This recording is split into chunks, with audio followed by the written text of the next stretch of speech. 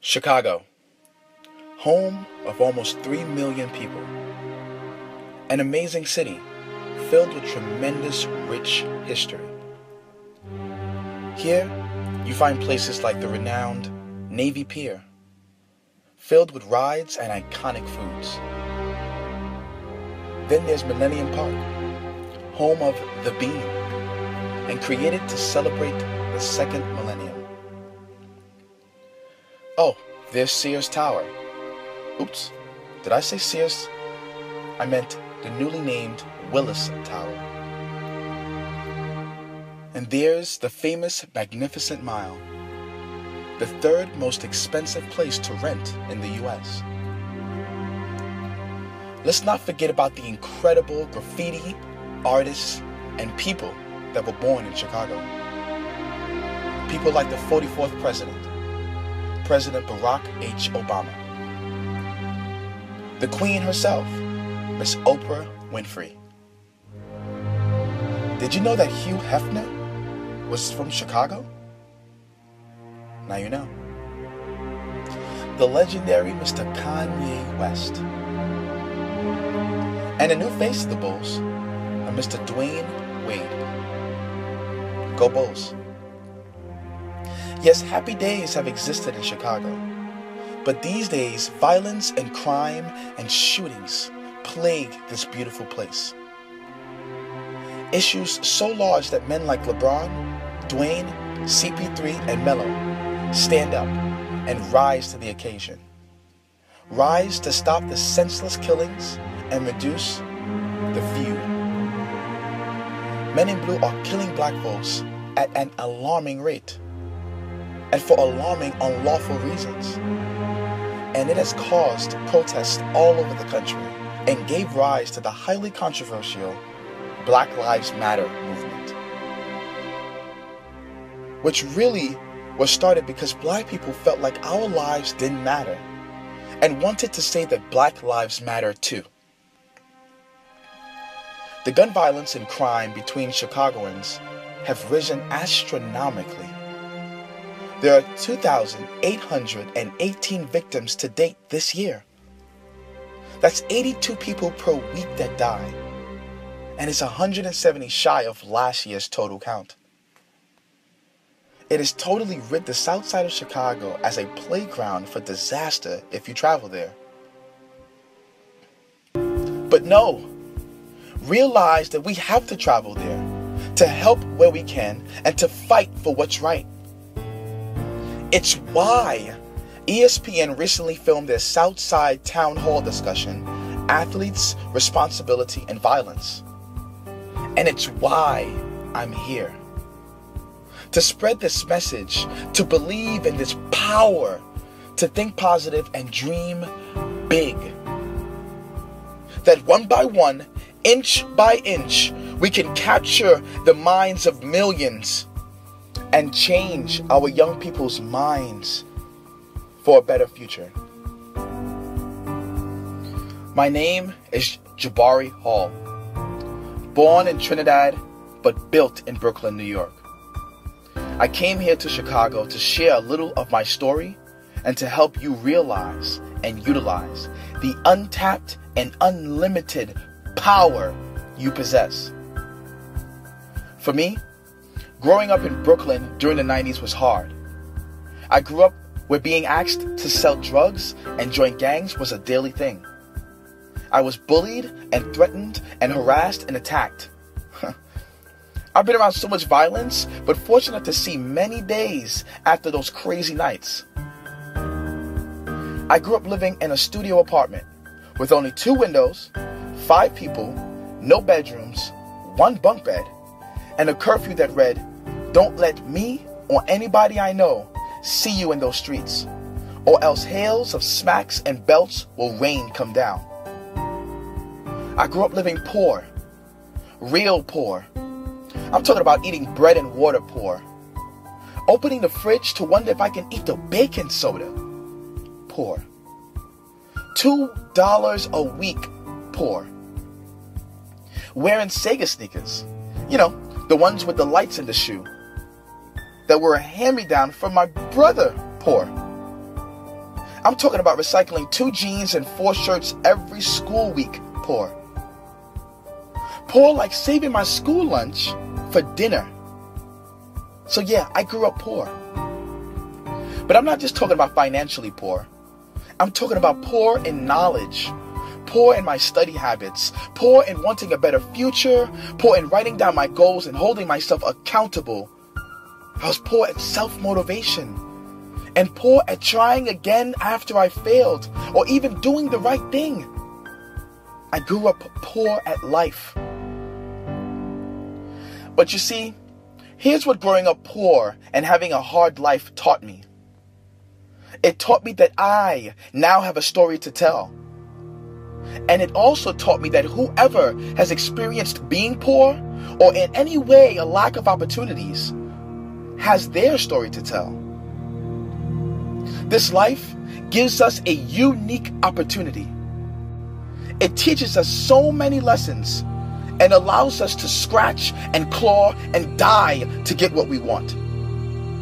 It forces us to make a choice that most successful people you see had to make at some point in their lives. A choice that I challenge you to make today.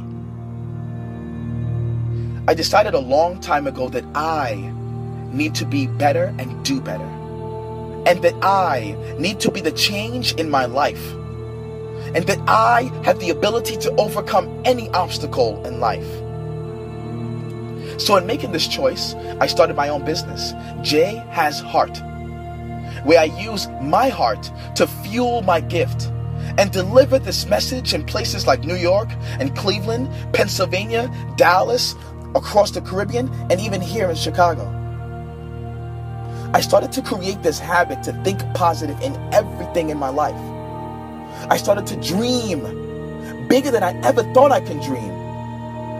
I found my relationship with the almighty and gracious God above and live by the creed that I can do anything through Christ who strengthens me.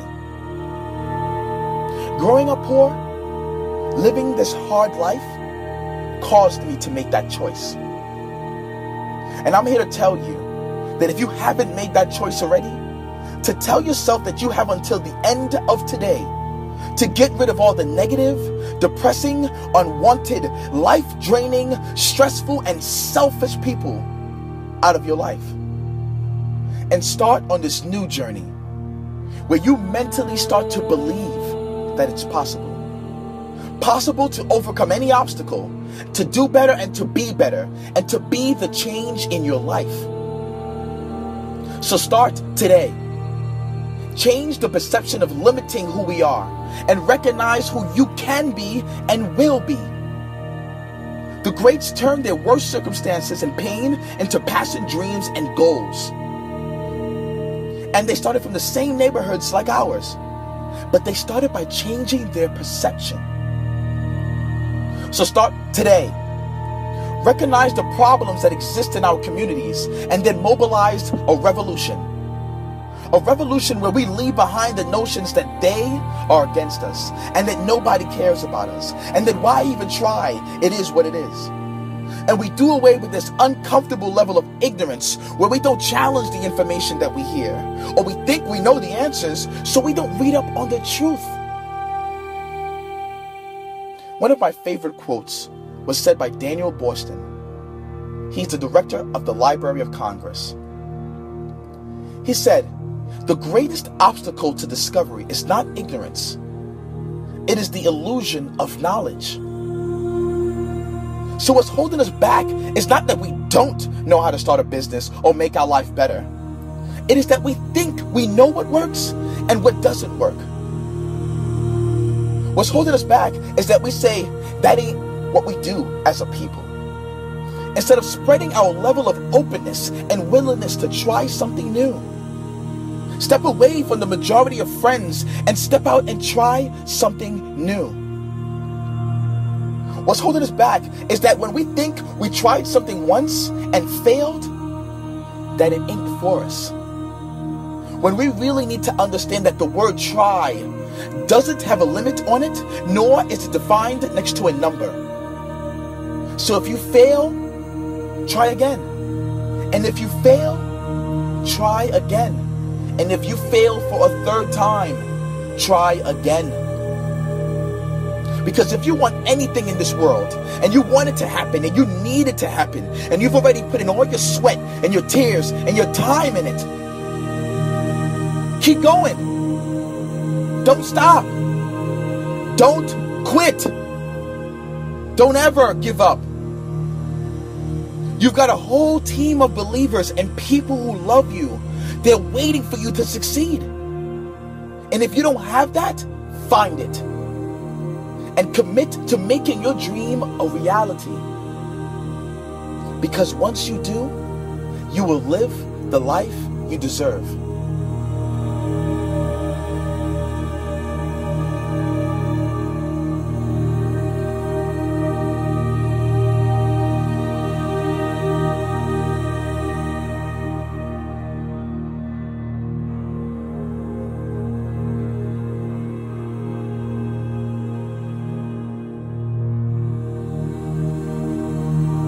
Memorize that, but I usually speak from the heart. And although all this is going around, I'm not here by false pretense. I'm here because I'm supposed to be here. You're hearing these words because you're supposed to hear these words. Whether you knew you were going to hear it today or not, you're supposed to hear these words. I come with positive intent. No written stuff anymore. I come with positive intent. I come to let y'all know that I've changed my life. I'm not playing when I say I grew up poor. Poor in my mentality. But I went on this journey, praying, trying to figure out what I needed to do in my life because of the dangers in my life. And I figured out that I need to deliver this message to all my people. That we all have the ability to do the impossible. Because the people that we see on TV, they came from our communities, they did. But they dreamt big. They dreamt to be something, to be more than what they thought they could be. And I'm telling you, you have the opportunity. Somebody like his age, groom him up. Let him know that it's not impossible to dream big. Because they got people like me that believe in him, that want him to do good, that want better for our society. And if we don't do it, ain't nobody gonna do it. If you don't believe in yourself, ain't nobody gonna believe in yourself. Nobody gonna believe in you. So I want you to believe in whatever it is that you're doing. It doesn't matter. Believe that you can get it done. And I promise you, I'm telling you, you will live the life you deserve.